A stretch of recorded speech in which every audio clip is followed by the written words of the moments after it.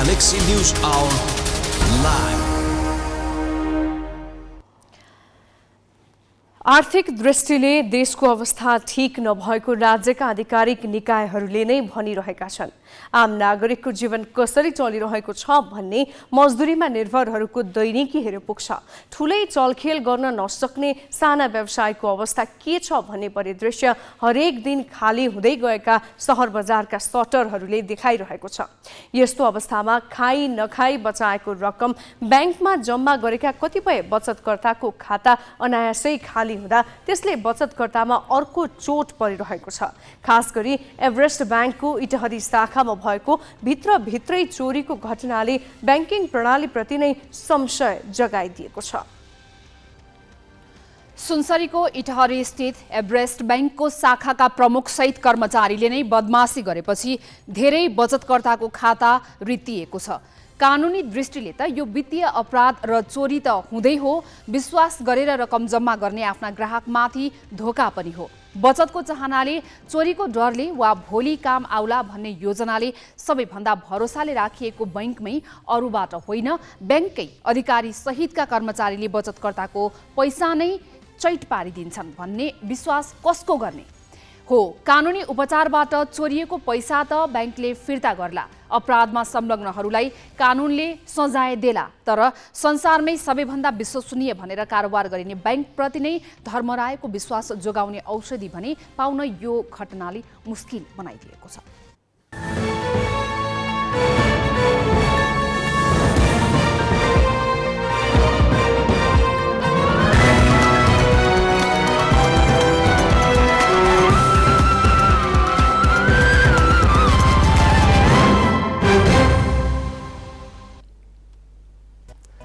नमस्कार, यो हो ग्यालेक्सी न्यूज आवर।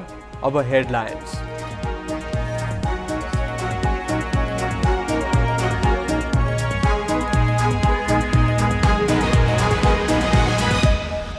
प्रधानमन्त्री दाहाल आगामी आर्थिक वर्षको बजेट ल्याएपछि भारत भ्रमणमा जाने भन्छन्, केही रेकर्ड बनाउने गरी तयारी भएको छ। सरकार परिवर्तनको 100 दिनपछि सुदूरपश्चिममा मन्त्री परिषद विस्तार। काङ्ग्रेस र माओवादीबाट थपिए 3 मन्त्री, 2 मन्त्रालय नपाएपछि नागरिक उन्मुक्ति बाहिरै। एभरेस्ट ब्याङ्कका कर्मचारीको संलग्नतामा बचतकर्ताको खाताबाटै रकम चोरियो। इटहरी स्थित एकै शाखाका 33 जनाको 1.5 करोड रुपैयाँ गायब, प्रबन्धकसहित 9 जना नियन्त्रणमा। भारतले 2000 दरका नोटको कारोबार बन्द गर्ने भनेपछि नयाँ तरङ्ग। नोटबन्दी नभई नोट फिर्ती मात्र भएको प्रष्टीकरण। भाजपा भन्छ भ्रष्टाचार विरुद्ध सर्जिकल स्ट्राइक। र ए डिभिजन लिग फुटबलमा 7 दुबाटो युद्धद्वारा 3 स्टार 2-0 गोलले पराजित। शीर्ष स्थानको चर्च बोइज युनाइटेडसँग 7 दुबाटो, अझै 7 अङ्कले पछाडि।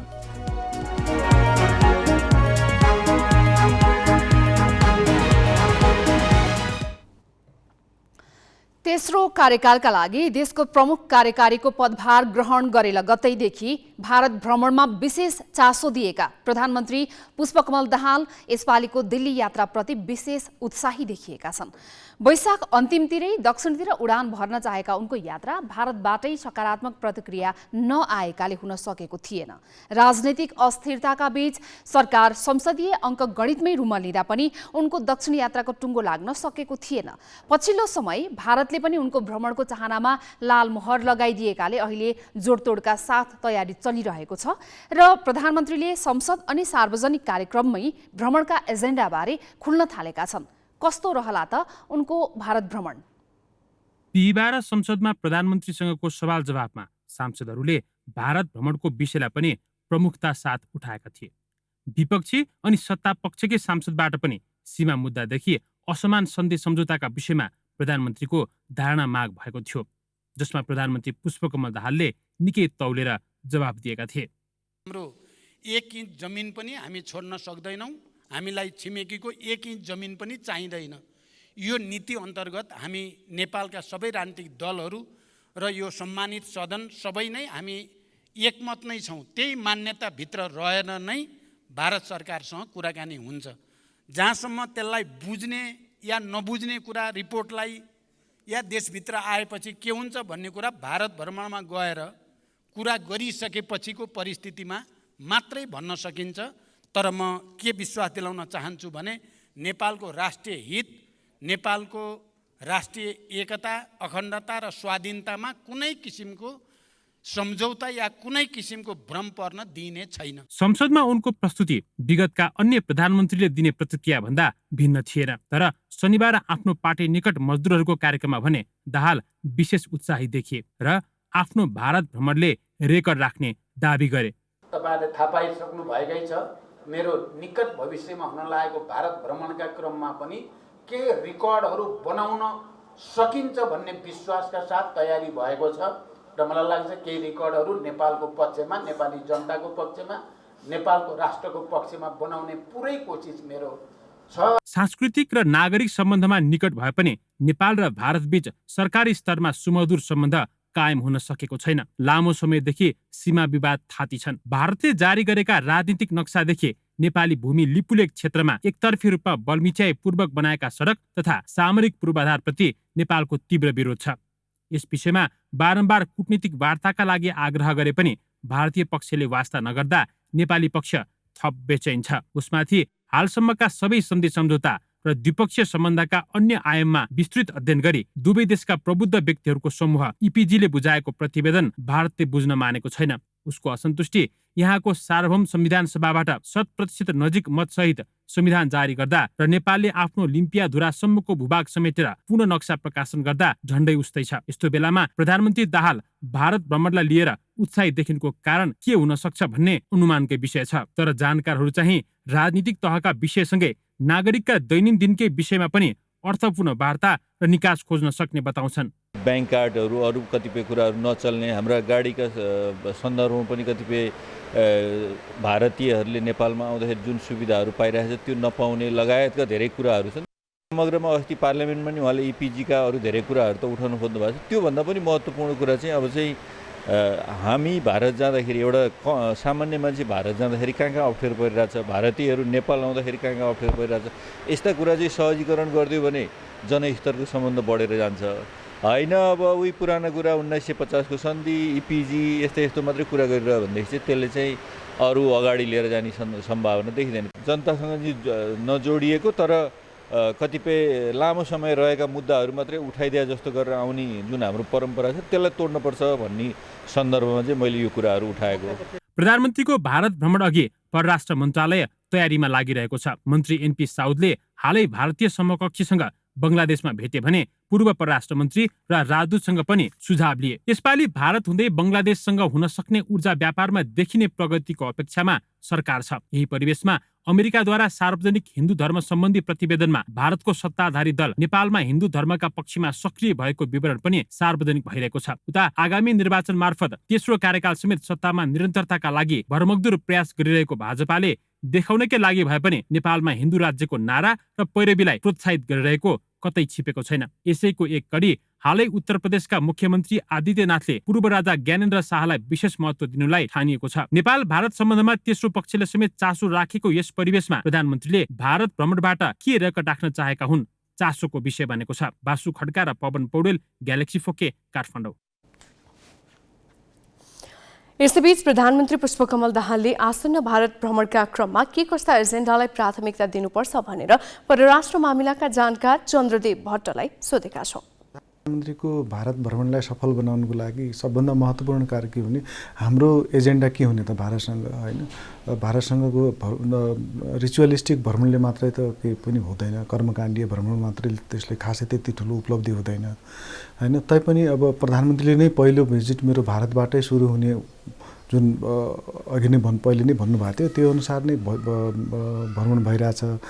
यसले अब एउटा कुरा चाहिँ गर्छ, धेरै कुरा नभए एउटा चाहिँ दुईटा देशको बिचमा एउटा विश्वासको वातावरण सिर्जना गर्छ जुन पछिल्लो दिनमा भलेही विभिन्न किसिमको अन्तर्क्रिया नागरिकको स्तरमा अरू निजी क्षेत्रमा या अरू विभिन्न क्षेत्रमा भइरहेको भए पनि सरकारको क्षेत्रमा त्यति विश्वास चाहिँ देखिँदैन क्या।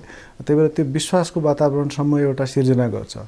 दोस्रो, भ्रमणलाई नै सफल बनाउने चाहिँ हाम्रो एजेन्डा के हो चाहिँ भारतसँगको विभिन्न किसिमको इस्युहरूमा हामी आफूलाई कसरी प्रस्तुत गर्छौँ त्यो महत्त्वपूर्ण पक्ष हो। सीमादेखि लिएर तपाईँको नक्साको कुरा छ होइन, अरू कुराहरू पनि छन् होइन। मलाई लाग्छ यो ठुल्ठुलो इस्युहरू अहिले एकैचोटि समाधान नहुन सक्छ, तर त्यसको लागि यो भ्रमणले चाहिँ एउटा वातावरण चाहिँ सिर्जना गर्न सक्छ। अब भारत एउटा अहिले उदयमान शक्ति राष्ट्रको रूपमा अगाडि आइरहेछ। भारतको संसारमा जुन आर्थिक मन्दी देखिरहेछ त्यो आर्थिक मन्दी भारतमा देखिने सम्भावना कम छ। त्यही भएर हामी पनि भोलि आर्थिक अवस्था हाम्रो कमजोर हुने देखिरहेछ। त्यो अवस्थामा भारतबाट हामी पुँजीको या विदेशी लगानीको त्यस्तो किसिमको चाहिँ हामी भारतसँग चाहिँ आग्रह गर्न सक्छौँ। त्यो कुराको चाहिँ हामी पहल कदमी गर्न सक्छौँ जुन लाग्छ हाम्रो पक्षमा त्यसले चाहिँ राम्रो काम गर्नेछ। अर्थतन्त्रलाई उकास्नुको लागि चाहिँ त्यसले चाहिँ धेरै मद्दत प्रदान गर्नेछ जस्तो लाग्छ। त्यही भएर हाम्रो इस्युहरूलाई पहिले चाहिँ त्यसलाई चाहिँ हामीले विभाजित गर्ने, कुन कुरा अहिले गर्दाखेरि सजिलो होला बिस्तार लाने। अहिले चाहिँ हार्ड इस्युजहरूलाई चाहिँ मेरो विचारबाट तुरुन्तै उठाउँदाखेरि त्यति सजिलो नहोला।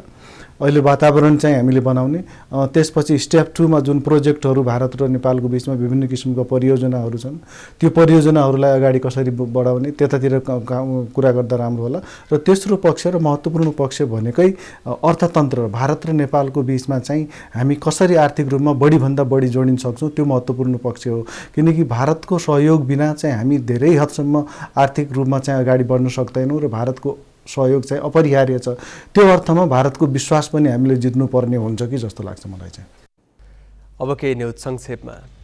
उप प्रधानमन्त्री एवं गृहमन्त्री नारायण काजी श्रेष्ठ र अमेरिकी सहयोग नियोग मिलेनियम च्यालेन्ज कर्पोरेसन MCCका उपाध्यक्ष जोनाथन ब्रुक्स बीच भेटवार्ता भएको छ।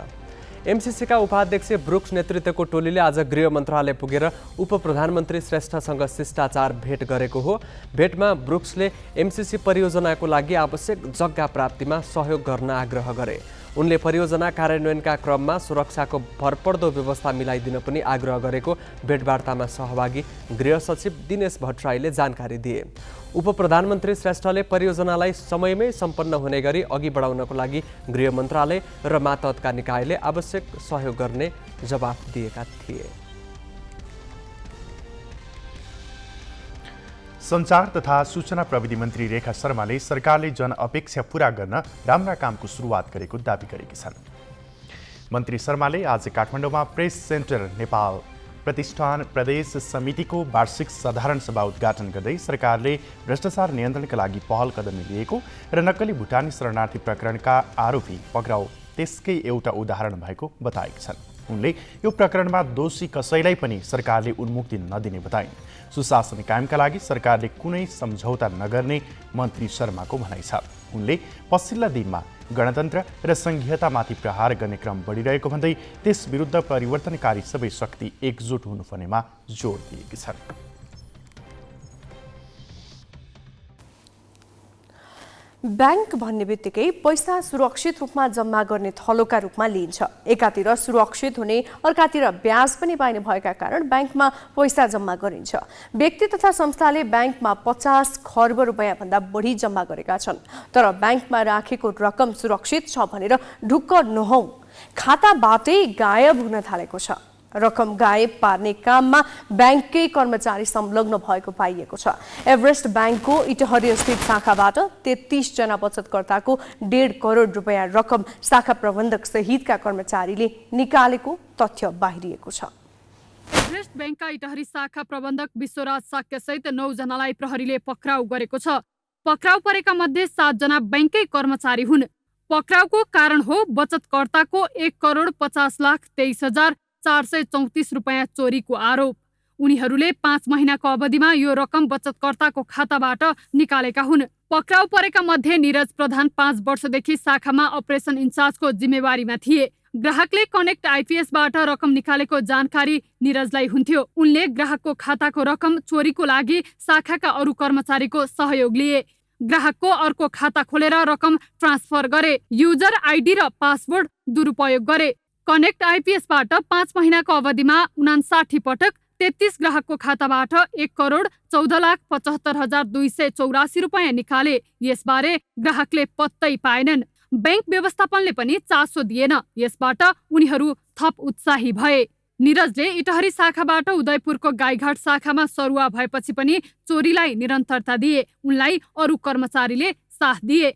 अरू कर्मचारीले ग्राहकलाई थाहै नदिई कोर ब्याङ्किङ सिस्टम CBS दुरुपयोग गरेर निष्क्रिय खातालाई सक्रिय बनाए अनि चेकबुक प्रिन्ट गरी चेक तथा भौचर मार्फत खातावालाको दस्तखत किर्ते गरी विभिन्न मितिमा थप 35,84,250 रुपैयाँ चोरी गरे। एकजना ग्राहकले आफ्नो खाताबाट रकम हराएको पत्तो पाएपछि यो घटना बाहिरियो। र यो ब्याङ्किङ सिस्टममा एकजनाले मात्र हुनु बित्तिकै त्यो सम्पूर्ण चाहिँ ट्रान्सफर एक्लैले गर्न नसक्ने, बदमासी गर्न नसक्ने पनि अवस्था देखियो। त्यसकारण सबै जसको आइडीबाट रकम ट्रान्सफर भएको देखिन्छ अनधिकृत रूपमा उहाँहरू 6 जनाले हामीले नियन्त्रण लिएको छौँ। उहाँहरूको थप के संलग्नता छ, रकम कति लिनुभयो, के कसो गर्नुभयो भन्ने कुरो चाहिँ हामीले यो अनुसन्धान बयान भोलि म्याथ थप गरेर बयान लिइसकेपछि खुल्दै जानेछ। यो घटनालाई बैंकले सुरुमा ढाकछोप गर्न खोज्यो। सानोतिनो कुरा भन्दै यसमा कर्मचारीको कुनै संलग्नता नभएको भन्यो। ग्राहक बैंकको कुरा चित्त नबुझेर प्रहरी कहाँ पुगे। प्रहरीको अनुसन्धानबाट डरलाग्दो तस्बिर बाहिर आयो। ठगिने ग्राहकको संख्या पनि धेरै भएको खुल्यो। उसले चाहिँ अलिकति यो अनलाइन बेटिङ जुवामा चाहिँ रकम खर्च गरेको पनि देखिन्छ। केही रकम चाहिँ आफैले खर्च गरेको देखिएको छ र यसमा उक्त व्यक्ति चाहिँ सरुवा भएर गए पश्चात पनि सोही ब्याङ्कबाट पटक पटक चाहिँ रकम ग्राहकको खाताबाट रकमहरू चाहिँ निकालेको अवस्था छ। 34 वर्षीय निरज विराटनगर महानगरपालिका 8 का हुन्। उनले अनलाइन जुवा तथा बेटिङमा रकम फसाएको प्रहरीको अनुसन्धानबाट खुलेको छ। यो घटनामा प्रहरीले बैंकका इटहरी शाखा सुपरभाइजर धावा लामा, कनिष्ठ सहायकहरू मनोज घिमिरे, देवराज शर्मा, रञ्जित पण्डित र टेलर पवित्र कटवाललाई पक्राउ गरेको छ। त्यस्तै धनुषाको मिथिला नगरपालिका 11 का शङ्कर भुजेल, भक्तपुरको सूर्यविनायक नगरपालिका 2 का 27 वर्षीय अजय ख्युजु पनि यो घटनामा पक्राउ परेका छन्। पक्राउ परेकाहरूमाथि प्रहरीले ब्याङ्किङ कसुर र संगठित अपराध कसुरमा म्याथ थप गरेर अनुसन्धान गरिरहेको छ। सुनसरीबाट प्रकाश तिमसिनाको सहयोगमा सृष्टि पराजुली, ग्यालेक्सी फोके, काठमाडौँ। सर्वसाधारणले विश्वास गरेर बचत गरेको त्यति ठूलो रकम हराउनु सानो कुरा होइन। प्रहरी अनुसन्धानबाट सम्पूर्ण तथ्य बाहिर आउला नै, तर नेपालका बैंकबाटै बदमासी हुने यस्ता घटनाका पीडितले रकम कसरी पाउन सक्छन् भनेर हामीले पूर्व बैंकर भुवन दाहाललाई सोधेका छौँ। फुट्ट कारोबार यस्तो चाहिँ ठगीको कुराहरू, छलीको कुराहरू, अपराधका कुराहरू आउनुलाई त्यति धेरै म चाहिँ हो भनेर भन्दिनँ। नेपालको केस चाहिँ कम हो। म एउटा चिज म यहाँलाई के सेयर गर्न चाहन्छु भने म नोबेल ब्याङ्कमा लामो समय काम गरेँ र नोबेल ब्याङ्कमा लामो समयसम्म सुप्रिया गुप्ता भन्ने चाहिँ सञ्चालक हुनुहुन्थ्यो। उहाँ चाहिँ इन्डियन ब्याङ्कमा धेरै लामो समय काम गर्नुभएको। उहाँले के भन्नुहुन्थ्यो भने इन्डियाको तुलनामा नेपालको ब्याङ्कहरूमा चाहिँ फ्रडको केसहरू, ठगीको केसेसहरू चाहिँ एकदमै कम छन्। त्यसमा पनि स्टाफद्वारा हुने ठगीको केस चाहिँ कम छ, तर पनि फाटाफुट्ट नहुने त कुरो भएन होइन। मैले भने अघि नै पनि भने करोडौँ कारोबार हुँदाखेरि फाटाफुट्ट यस्तो केस हुन्छ नै। सकेसम्म त्यो ब्याङ्क जुन ब्याङ्कको यहाँले अब रिफर गरिराख्नु भएको छ त्यो ब्याङ्क पनि एउटा राम्रो ब्याङ्कहरूमा गनिन्छ। र अनि निक्षेपकर्तालाई चाहिँ म के आग्रह गर्छु भने कोही कर्मचारी फटाउन सक्ला, तर उहाँहरूले फटाइ गर्नुभयो भने पनि निक्षेपकर्तालाई त ब्याङ्कले पैसा दिइराखेकै हुन्छ। म यहाँलाई के भन्छु भने ब्याङ्कमा चाहिँ इन्सुरेन्स गरेको हुन्छ, त्यो फिडेलिटी सम्बन्धी इन्सुरेन्स पनि हुन्छ स्टाफको। र केही बदमासी भयो भने जुन राष्ट्र बैङ्कको नियम पनि के छ भने यस्तो घटनालाई चाहिँ हामी अपरेसनल रिस्क भन्छौँ, क्या सञ्चालनसँग सम्बन्धित जोखिम भन्छौँ। त्यसको लागि हामीले पुँजी छुट्याएर राखेको हुन्छ। यति कारोबारलाई यति पैसा छुट्याउनु पर्छ भने छुट्याएको हुन्छ। त्यो हुनाले जो निक्षेपकर्ताको पैसा उहाँले लाने प्रयास गर्नुभयो तर त्यसबाट पनि केही सम्पत्ति उहाँले किन्नुभएको होला, केही त होला, त्यहाँबाट भोलि ब्याङ्कले रिकभर गर्न सक्छ। रिकभरै गर्न सकेन भने पनि ब्याङ्कले निक्षेपकर्तालाई चाहिँ आफ्नो पैसा दिइराखेको हुन्छ। त्यो कारणले गर्दाखेरि निक्षेपकर्ता चाहिँ तर्सिनु, डराउनु पर्दैन। अब केही न्युज संक्षेपमा। ऊर्जा मन्त्रालयले नै विद्युत नियमित गरिदिन पत्राचार गरेपछि नेपाल विद्युत प्राधिकरणले उदयपुर सिमेन्ट उद्योगमा काटेको विद्युत लाइन पुनः नियमित गरेको छ। उद्योगले लामो समयसम्म बक्यौता रहेको 36 करोड रुपियाँ नतिरेकाले प्राधिकरणले वैशाख 31 गते लाइन काटेको थियो। उद्योगले नियमिततर्फ 8 करोड र डेडिकेटेडतर्फको 28 करोड रुपियाँ गरी 36 करोड रुपियाँ भुक्तानी गर्न बाँकी छ। उद्योग वाणिज्य तथा आपूर्ति मन्त्रालयको आग्रहमा ऊर्जा मन्त्रालयले प्राधिकरणसँग उद्योगको बत्ती सुचारू गरिदिन आग्रह गरेपछि प्राधिकरणले विद्युत सुचारू गरेको हो। बक्यौताको 25% रकम भुक्तानी गर्नुपर्ने विद्युत नियमावलीमा रहे पनि उद्योगले 1,50,00,000 रुपैयाँ भुक्तानी गरेको छ। बाँकी बक्यौता 6 महिनाभित्र 5 किस्तामा बुझाउने उद्योग र प्राधिकरण बीच समझदारी भएको छ। भारतमा 2000 दरका नोट बजारबाट फिर्ता लिने सरकारी निर्णयबारे सत्ताधारी मूल दल भारतीय जनता पार्टीले भ्रष्टाचार विरुद्धको सर्जिकल स्ट्राइक भनेको छ। सरकारको उक्त निर्णयले बजारमा ठूलो हलचल पैदा भएको छ। विशेषज्ञहरूले नोट फिर्ता लिनुको स्पष्ट कारण नखुलाएको टिप्पणी गरेका छन्। मोदी सरकारले 2073 कार्तिकमा आकस्मिक रूपमा चलन चल्तीमा रहेका 500 र 1000 दरका नोट बन्दी गरेर 2000 दरका नोट प्रचलनमा ल्याएको थियो। 500 को नयाँ नोट कायमै राखे पनि 2000 दरका नोट चलन चल्तीबाट हटाउने भन्दै शुक्रबार भारतको केन्द्रीय ब्याङ्कले विज्ञप्ति मार्फत जनाएको छ। भारतले 2000 दरका नोट छाप्न 4 वर्ष अघि नै बन्द गरिसकेको थियो। अब भारत 2000 का नोट बोकेर बस्नेहरूले आगामी मङ्गलबारदेखि कुनै पनि ब्याङ्क शाखामा गएर साड्न वा ब्याङ्कमा जम्मा गर्न पाउनेछन्। यस्तो सुविधा आउँदो असोज 13 गतेसम्मको लागि दिइएको छ। त्यसपछि यी नोटहरू चल्ने छैनन्। आफ्नो ब्याङ्क खातामा पैसा जम्मा गर्न कुनै सीमा नतोकिए पनि एक पटकमा केवल 20,000 रुपैयाँ बराबरको नोट मात्रै जम्मा गर्न सकिनेछ। तर एकै दिन पटक पटक जम्मा गर्ने सुविधा पनि प्राप्त हुनेछ। भारतले अब 2000 का नयाँ नोट तत्कालका लागि नछाप्ने भनेको छ।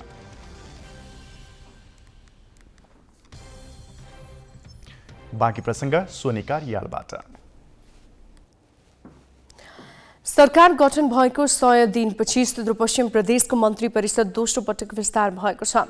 मागेको मन्त्रालय नपाएपछि नागरिक उन्मुक्तिले मन्त्रीको नाम सिफारिस नगर्दा दोस्रो पटक विस्तार हुँदा पनि सरकारले पूर्णता भने पाउन सकेन। मुख्यमन्त्री कमल बहादुर शाहले कांग्रेसबाट 1, माओवादी केन्द्रका 2 मन्त्री र 1 राज्य मन्त्री सहभागी गराएर मन्त्री परिषद विस्तार गरेका हुन्। नयाँ मन्त्रीलाई प्रदेश प्रमुख देवराज जोशीले आजै पद तथा गोपनीयताको शपथ गराएका छन्। थपिएका नयाँ मन्त्रीहरूमा नेपाली कांग्रेसका पृथ्वी बहादुर सिंह र माओवादी केन्द्रबाट रमेश धामी र झपट साउद छन्। कांग्रेसका सिंहलाई आन्तरिक मामिला तथा कानून मन्त्रालयको जिम्मेवारी दिइएको छ। यस्तै माओवादी केन्द्रका रमेश धामीलाई उद्योग पर्यटन वन तथा वातावरण मन्त्रालय र झपट साउदलाई सामाजिक विकास मन्त्रालयको जिम्मा दिइएको छ। माओवादी केन्द्रबाट गीतादेवी माललाई उद्योग पर्यटन वन तथा वातावरण राज्य मन्त्री बनाइएको छ। नवनियुक्त मन्त्रीहरूलाई शनिबार प्रदेश प्रमुख देवराज जोशीले पद तथा गोपनीयताको शपथ गराए। राज्य मन्त्री गीता देवीलाई भने मुख्यमन्त्री शाहले शपथ गराएका थिए। सामाजिक विकास मन्त्रालय पाउनुपर्ने अडानबाट नागरिक उन्मुक्ति पार्टी पछि नहटेपछि सरकारलाई पूर्णता दिने मुख्यमन्त्री शाहको प्रयास भने सार्थक हुन सकेन। सामाजिक विकास मन्त्रालय सहित 2 मन्त्रालयको दावी गरेको नागरिक उन्मुक्तिले 1 मन्त्रालय मात्रै पाउने भएपछि सरकारमा जान आनाकानी गरेको छ। 2 मन्त्रालय नपाए सरकारमा सहभागी नहुने र समर्थन पनि फिर्ता लिने उन्मुक्तिले अड्डी लिएको छ। हामीले अब खोजेको भन्दा पनि भागभण्डामा हामीले चाहिँ अलि समान हिसाबले भागभण्डा पाउनुपर्छ। अब बचेको 4 वटा मध्येमा 2 वटा हामीहरूको दाबी रहेको छ। नेकपा माओवादी यसको लागि तयार भइसकेको छ र अब बच्यो 2 वटामा हाम्रो दाबी हो। त्यो भएन भने के गर्नु? त्यो भएन भने हाम्रो पार्टी सरकारमा जाँदैन र हामी सरकारबाट चाहिँ समर्थन फिर्ता लिने अवस्थामा पुग्छौँ। यता नागरिक उन्मुक्तिलाई मनाएर सरकारलाई पूर्णता दिने प्रयास पनि भइरहेको छ। मुख्यमन्त्री कमल बहादुर शाहले उन्मुक्तिका लागि भूमि व्यवस्था कृषि तथा सहकारी मन्त्रालय खाली राखेका छन्। उनले छिट्टै उन्मुक्ति पनि सरकारमा सहभागी हुने विश्वास व्यक्त गरे। होइन, यो सकारात्मक कुरा हो नि, तपाईहरुले पनि सकारात्मक रूपमा लिनुभयो होला। अनि नागरिक उन्मुक्ति त अहिले बाहिर छ, यसले राजनीतिक गति होइन उहाँहरूसँग संवाद निरन्तर हाम्रो चलेको छ। हामीलाई विश्वास छ उहाँहरू छिटोभन्दा छिटो सरकारमा आउनुहुन्छ। नागरिक उन्मुक्तिको समेत समर्थनमा शाह गत माघ 26 गते मुख्यमन्त्री नियुक्त भएका थिए। उनले आफूसँगै कांग्रेसका प्रकाश देउवा र एकीकृत समाजवादीका नरेश शाहीलाई समेटेर 3 सदस्यीय मन्त्री परिषद गठन गरेका थिए। देउवा भौतिक पूर्वाधार विकास र शाही आर्थिक मामिला मन्त्रालयको जिम्मेवारीमा छन्। 53 सदस्यीय सुदूरपश्चिम प्रदेश सभामा नागरिक उन्मुक्तिको साथ बिना पनि सरकारलाई स्पष्ट बहुमत पुग्छ। प्रदेश सभामा कांग्रेसका 19 माओवादीका 11, एमालेका 10, नागरिक उन्मुक्तिका 7, एकीकृत समाजवादीका 4, राप्रपाका 1 र 1 जना स्वतन्त्र सांसद छन्। सरकारमा बहुमत पुर्याउन 27 सांसद आवश्यक पर्छ। नागरिक उन्मुक्ति बिना नयाँ गठबन्धनमा रहेका कांग्रेस, माओवादी केन्द्र र एकीकृत समाजवादी मिल्दा मात्रै पनि सरकारलाई 32 सांसदको समर्थन रहन्छ।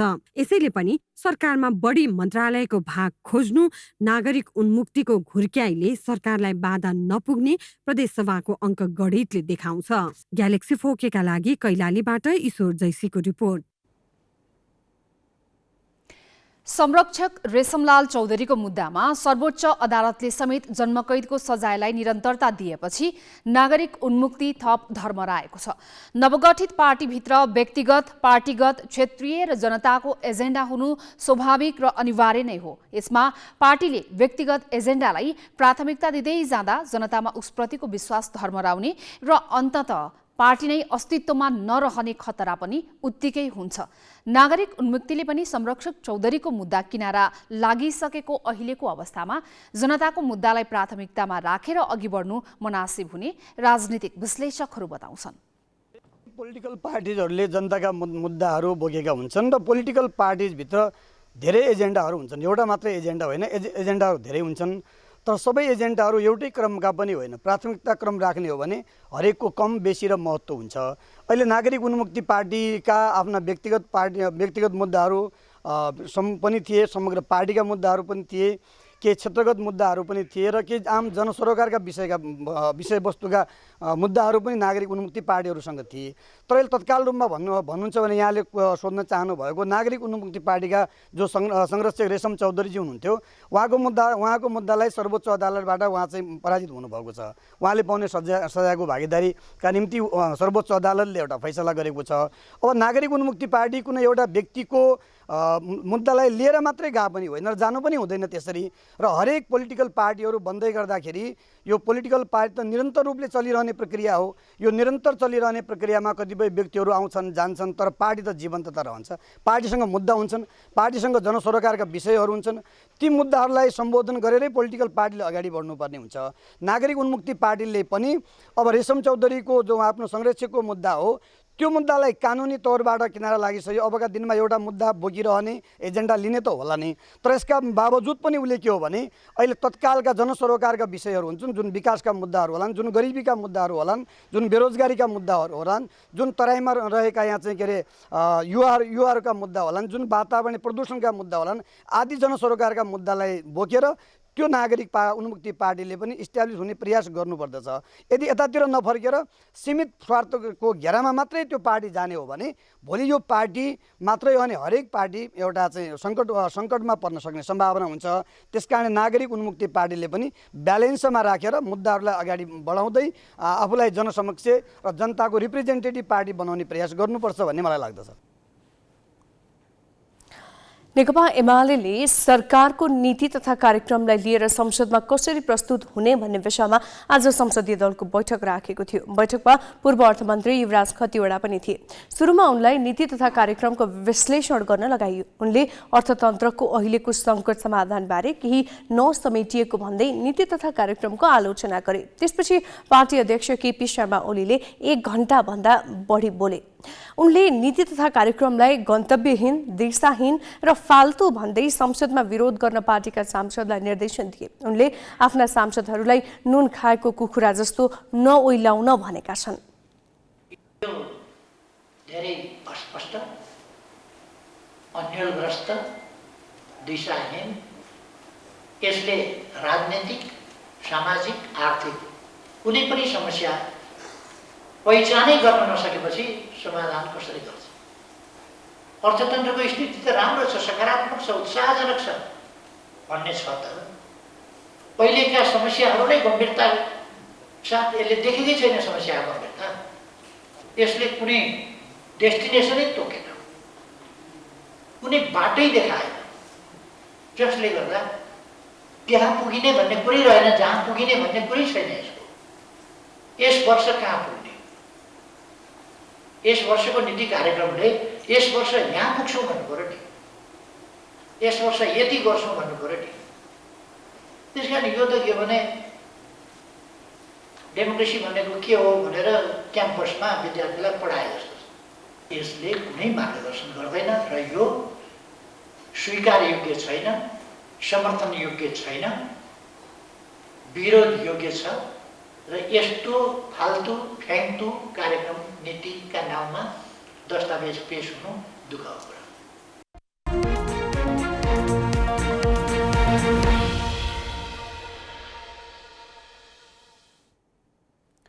संसदको अर्थ समितिले आज अर्थमन्त्री प्रकाश शरण महतलाई मुलुकको आर्थिक अवस्थाबारे छलफलका लागि बोलाएको थियो। समितिका सदस्यहरूले अहिलेको सङ्कट टार्न सरकारले के कस्ता कदम चाल्दैछदेखि युवालाई विदेश जानबाट रोक्ने बारे के योजना छन् भन्नेसम्मका विभिन्न प्रश्न राखे। उनीहरूले भ्रष्टाचारका विषय पनि उठाए। जवाफ दिने क्रममा मन्त्री महतले एउटा व्यक्ति र व्यवसायको फाइदाका लागि करका दर हेरफेर नगर्ने प्रतिबद्धता जनाए। उनले राष्ट्रिय स्वतन्त्र पार्टीका सांसद विराज भक्त श्रेष्ठलाई प्रश्न नलम्ब्याउन भनेपछि बैठक केही बेर तनावपूर्ण बन्यो। पोलिसी करप्सन बढ्यो यो देशमा र यसरी गरिन थाल्यो कि अब त कागजपत्र मिलाएर बकाइदा नियमावली संशोधन गरेर उस्तै परे ऐनै संशोधन गरेर अब सामर्थ्य भयो त संविधानै संशोधन गरेर पनि करप्सनलाई लेजिटिमाइज गर्ने लिगलाइज गर्ने किसिमले गाह्रो छ। अनि ताकि यो हाक्काहाक्की हामीले चाहिँ अभियुक्तहरू गल्ती गर्नेहरूलाई चाहिँ पक्रन पनि गाह्रो हुने गरेर यो अगाडि बढाएको छ। त्यसैले यहाँ पनि अब लाइसेन्सिङका कुराहरू आउँछन्, अनुमति दिने कुराहरू आउँछन्, धेरै कुरा अर्थ मन्त्रालयमै गएर चाहिँ ठोकिने भयो भने यसमा पनि एउटा फरक रेजिम एउटा सोच चाहिँ यहाँले अगाडि सार्नु होला। म यहाँलाई के विश्वास दिलाउन चाहन्छु भने चाहे करका माध्यमबाट होस्, अरू इन्सेन्टिभ्सको माध्यमबाट होस्, अरू कुनै पनि कामबाट पोलिसी करप्सन त्यसलाई चाहिँ त्यसको चाहिँ फाइदा उठाएर चाहिँ पर्सनल गेनको लागि मेरो हातबाट हुँदैन। त्यसमा यहाँ चाहिँ ढुक्क हुनु होला। समग्रमा मैले चाहिँ समग्र इन्डस्ट्री, समग्र अर्थतन्त्रलाई मध्यनजर राख्छु। एउटा व्यक्ति, एउटा व्यवसायी त्यो मेरो राडरमा हुँदैन। यो म पूर्ण विश्वास दिलाउन चाहन्छु। नेपाली युवा युवतीहरूलाई विदेशतिर पठाएर अनि यहाँ रेमिटेन्स ल्याएको कुराबाट हामी त गर्व गर्ने ठाउँमा हामी छौँ कि छैनौँ। यसले भविष्यमा देशलाई हामी कहाँ पुर्याउँदैछौँ यो धेरै सिरियस म्याटर छ। यथार्थ यो के हो त्यो ढङ्गले आउनुपर्छ भन्ने लाग्छ।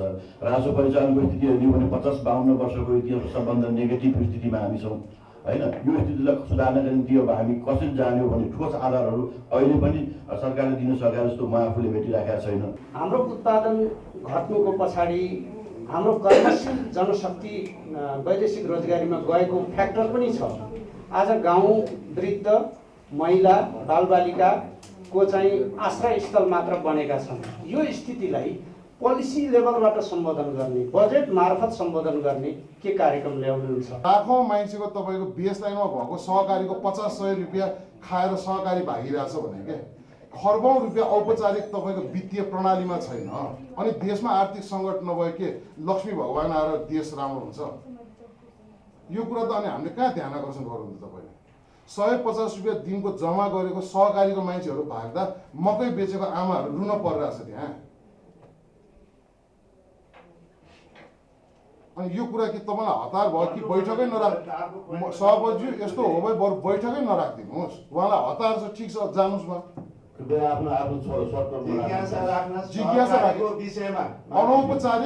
औपचारिक च्यानलबाट यहाँले पटक पटक कुरा राख्नु भएको छ, मैले ग्रहण गरेको छु। खालि मेरो अनुरोध मेरो अनुरोध के सदस्यलाई के भने जिज्ञासा, यसलाई व्याख्यात्मक भन्दा जिज्ञासा व्याख्यात्मक यो कुरा चाहिँ बुझ्याछु, अन्डरस्ट्यान्ड गर्छु। बुझ्याछु सङ्कट किन छ त?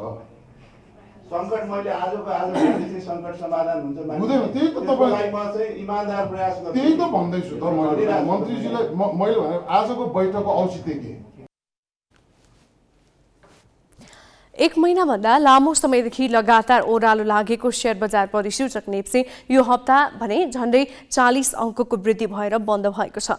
मौद्रिक नीति समीक्षापछि पनि सुरुका 2 दिन ओह्रालो लागेको नेप्सेमा ब्याज दर घटाउने राष्ट्र ब्याङ्कको नीतिले सकारात्मक उत्प्रेरणा दिएको छ। 21 महिना यता ओह्रालो बाटोमा रहेको शेयर बजारका लागि यो हप्ताको न्यूनतम बिन्दु नै टर्निङ पोइन्ट बन्न सक्ने अपेक्षा सहित धेरै लगानीकर्ता आशावादी देखिएका छन्। गत चैत 29मा 92 अङ्कको फराकिलो वृद्धिपछि लगातार ओह्रालो यात्रामा अघि बढेको सेयर बजारले यो साता भने बाटो मोडेको छ। तर यसपल्ट नेप्सेले 2.5 वर्ष यताकै न्यूनतम बिन्दुमा दोस्रो पटक प्रवेश गरेर बढ्न थालेको छ। यसले हालका लागि बजारको घट्दो क्रम सिद्धिएको हो कि भन्ने आभास गराएको लगानीकर्ताहरूले बताएका छन्। यसअघि पनि नेप्सेको ओह्रालो यात्रामा 2 पटकसम्म न्यूनतम बिन्दु छोएपछि मात्रै पूर्ण विराम लागेको थियो। यसअघि 2073 साउन 12 गते 1888 अङ्कमा कीर्तिमानी उचाइ बनाएपछि 21 फागुन 2075मा पुगेर 1049 अङ्कसम्म झरेको थियो। त्यसपछि बढेर 1349 अङ्कसम्म पुगेको नेप्से 9 मङ्सिर 2076मा पुनः 1102 अङ्कमा झरेको थियो। त्यसबेला नेप्से अघिल्लो न्यूनतम बिन्दुभन्दा 3.5 अङ्क माथिबाटै फर्किएको थियो। तर अहिले 1807 अङ्कमा 1 अङ्कभन्दा पनि साँघुरो अन्तर बनाएर नेप्सेले न्यूनतम बिन्दुलाई पुनः हासिल गरेको छ। यसअघि 2078 भदौ 2मा 3198 अङ्कमा उच्चतम बिन्दु बनाएको भए पनि इन्ट्राडे व्यापारमा भोलिपल्ट नेप्से 3227 अङ्कसम्म उक्लिएको थियो। त्यसै दिनबाट सुरु भएको ओह्रालो यात्रामा नेप्से पुनः एकपटक गत सोमबार पनि 1807 अङ्कमै फर्कियो। यसरी सुरु भएको अहिलेको उकालो यात्रा पनि विगतमा जस्तै नयाँ उचाइतर्फको प्रस्थान बिन्दु बन्न सक्नेमा धेरै आशावादी छन्। तत्कालका लागि नेप्सेमा हरियो रङ भर्न मौद्रिक नीतिको समीक्षाले काम गरेको छ। आसन्न बजेट र मौद्रिक नीतिमा अपनाइएको लचक प्रावधानहरूले बजारमा तरलता बढ्ने र ब्याजदर घट्ने सुनिश्चितता गरेको छ। तुरुन्तै यसको असर नदेखिए पनि निकट भविष्यमा वित्तीय प्रणालीमा तरलता बढाउन सहयोग पुग्ने अवस्था बनेपछि भविष्यमा शेयर बजार उकालो लाग्छ भन्ने धेरैले आशा गरेका छन्। यही कारण साताको सुरुवाती 2 दिनमा 20 अङ्कभन्दा धेरै घटिसकेको नेप्से पछिल्ला 3 दिनमा 59 अङ्क बढ्न पुग्यो। यसरी अघिल्लो साताको तुलनामा करिब 39 अङ्कको बढोत्तरीसँगै शेयर बजार सूचक 1877 अङ्कमा बन्द भएको छ। राष्ट्र बैंकले मौद्रिक नीति समीक्षा मार्फत सबै ऋणीलाई बराबर लाभ पुग्ने गरी ब्याजदर घटाउनु पर्ने र आधार दरमा भएको परिवर्तनलाई तत्कालै कर्जाको ब्याज दरमा समायोजन गर्नुपर्ने भनेर बैंकहरूलाई निर्देशन दिइसकेको छ। यही खुसी शेयर बजारमा पनि प्रतिबिम्बित हुन पुगेको देखिन्छ। यससँगै राष्ट्र बैंकले 57 अर्ब रुपियाँ पुनर्कर्जा मार्फत बजारमा पठाउने र कतिपय चालु पुँजी प्रकृतिका कर्जालाई पनि 3 महिनाको म्याद थप गर्न पाउने व्यवस्था गरेका कारण कम्तीमा पनि आउँदो भदौसम्म शेयर बजारले धान जस्तै हरियो रङ भर्ने आशा धेरैमा छ। यो साता नेप्सेमा 1807 देखि 1883 बीच 75 अङ्कभन्दा बढीको फराकिलो उतार चढाव देखिएको छ। साताको अन्तिम दिन 1 अर्ब 46 करोड भन्दा धेरैको व्यापार भए पनि 5 दिनको औसत हेर्ने हो भने दैनिक 90 करोड भन्दा बढीको व्यापार भएको देखिन्छ।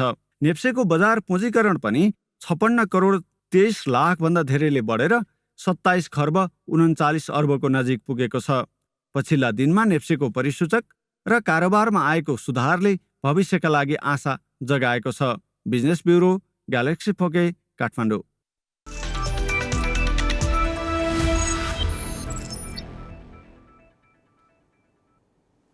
शहीद स्मारक ए डिभिजन लिग फुटबलमा 7-2बाट युथ क्लबले 3 स्टार क्लबलाई 2-0 गोलले हराएको छ। दशरथ रङ्गशालामा आज भएको खेलमा 7-2बाटको जितमा दुवै गोल विलियम ओपोकुले गरे। खेलको 24औं मिनेटमा पहिलो गोल गरेका विलियमले 47औं मिनेटमा फ्रीकिक मार्फत गोल गरी 7-2बाटको अग्रता दोब्बर पारे। त्यसपछि खेलमा गोल हुन सकेन। 3 स्टारले गोलका लागि पाएको अवसर खेर फाल्यो।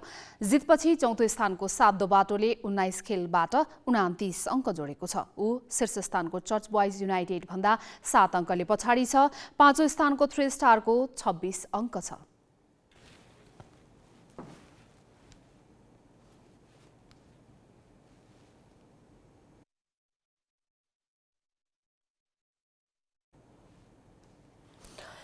कर्णाली प्रदेश सरकारले एक पालिका एक खेल मैदानको नीति लिए पनि मुगुमा भने कुनै पनि खेलका पूर्वाधार बन्न सकेका छैनन्। खेल मैदान नहुँदा खेलाडी प्रतिभा निखार्नबाट वञ्चित भएका छन्। खेल मैदानकै अभावमा खेलमा भविष्य देखेका युवा जिल्ला छाडेर बाहिरिन बाध्य भएका छन्। पूर्वाधार अभावकै कारण जिल्लामा खेल गतिविधि समेत ठप्प छन्, जसका कारण नयाँ खेलाडी विकास हुन सकेका छैनन् भने भएकै खेलाडी समेत सेवा सुविधा नहुँदा पलायन हुन बाध्य छन्। क्षेत्रीयदेखि राष्ट्रिय स्तरका खेलाडी जन्माएको मुगुमा खेलकुदका कुनै पनि पूर्वाधार छैनन्। राजनीतिक दलले प्रत्येक निर्वाचनमा खेलकुद पूर्वाधारलाई चुनावी एजेन्डा बनाउँछन्, तर जितेर गएपछि बिर्सदा अहिलेसम्म एउटा पनि खेलकुद मैदान वा अन्य पूर्वाधार बन्न सकेको छैन। खेल मैदान नभएकै कारण खेलप्रति खेलाडीको चासो देखिँदैन। चुनाव अगाडि आफ्नो जुन घोषणापत्रहरू हुन्छ त्यसमा सबै पार्टीले चाहिँ अब ग्राउन्ड बनाइदिन्छु नि भनेर एउटा बाचा गरेको हुन्छ, तर जब त्यो सत्तामा पुगिसक्यो उहाँले त्यो भुल्नु भएको छ र भुलिरहनु भएको पनि छ। यहाँ ग्राउन्ड भनेको एउटा फन्डामेन्टल चिज हो, जहाँ खेलाडीहरूले त्यही ग्राउन्डबाट सिकेर नै माथिल्लो लेभलमा आउने हो। त्यो लेभलको सोच नभएका कारण हाम्रा जुन जिम्मेवारी व्यक्तित्वहरू हुनुहुन्छ उहाँहरूलाई यो कुनै पनि सम्बन्ध छैन, किनभने उहाँहरूलाई कुनै भिजन पनि छैन जस्तो मलाई लाग्छ। दक्ष चाहिँ पर्फर्मेन्स खेलाडीहरूले पर्फर्मेन्स गर्न निकाल्नु पाइएन। अब यही हाई स्कुलको केही दिन अगाडि, केही वर्ष अगाडि अब यो स्टुडेन्टको चापले गर्दाखेरि कम हुन्थ्यो, त्यहाँ धेरै ट्रेनिङहरू सिकाउन सकिएको थियो। जिल्लाभर एउटा पनि खेल मैदान नहुँदा मुगाली युवा घरका आँगन, खेतबारी तथा खोला नदी बगरमा खेल अभ्यास गर्न बाध्य छन्। प्रदेश सरकारले एक स्थानीय तह एक खेल मैदानको अवधारणा लिएको छ, तर मुगुका 4वटै स्थानीय तहमा कतै खेल मैदान बनाइएको छैन। युवामा सकारात्मक सोचको विकास गर्न पनि खेलले भूमिका निर्वाह गर्छ। त्यसैले मुगुका युवाले पटक पटक सरकारवाला निकायसँग मैदानको माग गरेका छन्, तर कसैले सुनेको छैन। कुनै वातावरण नभएको कारणले गर्दाखेरि धेरै खेलाडीहरू वञ्चित परेका छन् र यो खेल मैदानले अभाव भएको कारणले गर्दाखेरि खेलाडीले ट्रेनिङ गरेर माथि उनीहरूको सपना धेरै माथिसम्म पुग्नेछ, तर ग्राउन्ड नभएको अभावको कारणले गर्दाखेरि यहीँ जिल्लामा सीमित भएर बसिरहेको पनि बाध्य भएको छ। मुगुबाट अहिलेसम्म 6 जना महिला र 11 जना पुरुष खेलाडीले राष्ट्रिय स्तरका प्रतियोगितामा सहभागिता जनाइसकेका छन्। 1 जना धावक खेलाडीले अन्तर्राष्ट्रिय प्रतियोगिता समेतमा उपस्थिति जनाइसकेका छन्। मैदानकै अभावमा खेलकुद प्रतियोगिता नहुँदा खेलाडी जनशक्ति विकास हुन सकेको छैन। स्थानीय सरकारले समेत खेल क्षेत्रमा बजेट विनियोजन गर्न चासो देखाएका छैनन्। खेलाडी भएर के गर्ने, पूर्वाधारै छैन भने कहाँ खेल्ने? अहिले जुन जति खेलाडीहरूले दुःख गरेका छन्, मेहनत गरेका छन्, अब तपाईँको त्यो आफ्नो क्षमताले खेलेको हो। यदि चाहिँ यहाँ संरचना भएर कबडल भएपछि तपाईँको यहाँ चाहिँ खेलकुद मैदान भएर रङ्गशाला हुने भने मलाई लाग्छ कि तपाईँको कर्णाली प्रदेशमा मुगु जिल्लाका खेलाडीहरू पनि उत्कृष्ट खेलाडीहरू प्रदर्शन गर्छन् होला जस्तो लाग्छ। एकदमै साहसका साथ तपाईँको कुनै पनि चाहिँ न तपाईँको खेल क्षेत्रमा लगानी गरेका छैनस्। भएको हाम्रो 4वटा पालिकामा पनि विडम्बना हेर्नुहोस्। जिल्ला स्तरमा खेल मैदान, कभर्ड हल र खेलाडीलाई कुनै पनि सेवा सुविधा नहुँदा खेलाडी पलायन हुने क्रम बढेको छ। खेलमै भविष्य देखेका खेलाडीले समेत बाहिरी जिल्ला गएर अभ्यास गर्नुपर्ने बाध्यता छ। ग्यालेक्सी फोकीका लागि मुगुबाट कमल विकको रिपोर्ट। नेपाल प्राकृतिक सुन्दरताको अनुपम थलो हो। भौगोलिक बनावट र हरियाली प्रकृतिका कारणले नेपालले विश्व जगतलाई नै लोभ्याएको छ। उत्तरमा चाँदी झैँ टल्कने हिमाल, बीचमा पहाडी वन जङ्गल र तराईका समथर फाँटले नेपालको सुन्दरतामा चमक थपेको छ। विभिन्न कलाकृतिले सजिएका मन्दिर, नदीनाला, तालतलैया र झरनाले नेपाललाई साँच्चीकै स्वर्गको अनुभूति गराउँछ।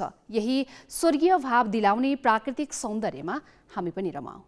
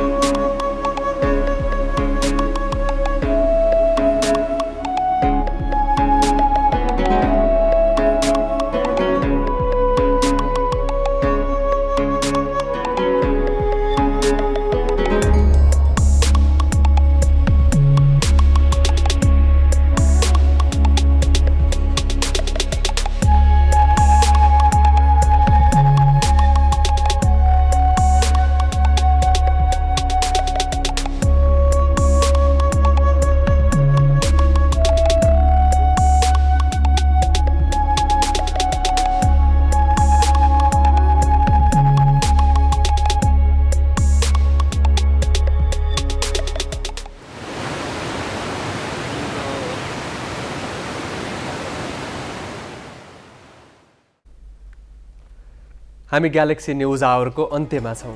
जाँदा जाँदै हेडलाइन्स।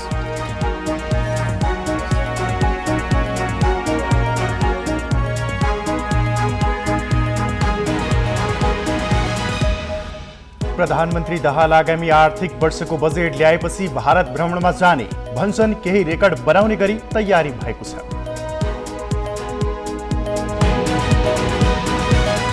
सरकार परिवर्तनको 100 दिनपछि सुदूरपश्चिममा मन्त्री परिषद विस्तार। काङ्ग्रेस र माओवादीबाट थपिए 3 मन्त्री, 2 मन्त्रालय नपाएपछि नागरिक उन्मुक्ति बाहिरै। एभरेस्ट बैंकका कर्मचारीको संलग्नतामा बचतकर्ताको खाताबाटै रकम चोरियो। इटाहरी स्थित एकै शाखाका 33 जनाको 1.5 करोड रुपैयाँ गायब। प्रबन्धक सहित 9 जना नियन्त्रणमा। भारतले 2000 दरका नोटको कारोबार बन्द गर्ने भनेपछि नयाँ तरङ्ग। नोटबन्दी नभई नोट फिर्ती मात्र भएको प्रष्टीकरण। भाजपा भन्छ भ्रष्टाचार विरुद्ध सर्जिकल स्ट्राइक। र ए डिभिजन लिग फुटबलमा सातदोबाटो युद्धद्वारा 3 स्टार 2-0 गोलले पराजित। शीर्ष स्थानको चर्च बोइज युनाइटेडसँग सातदोबाटो अझै 7 अङ्कले पछाडि।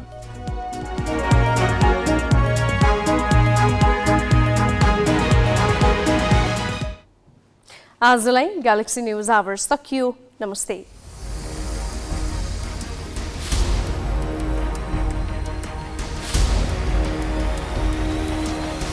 This is Galaxy News Hour Live.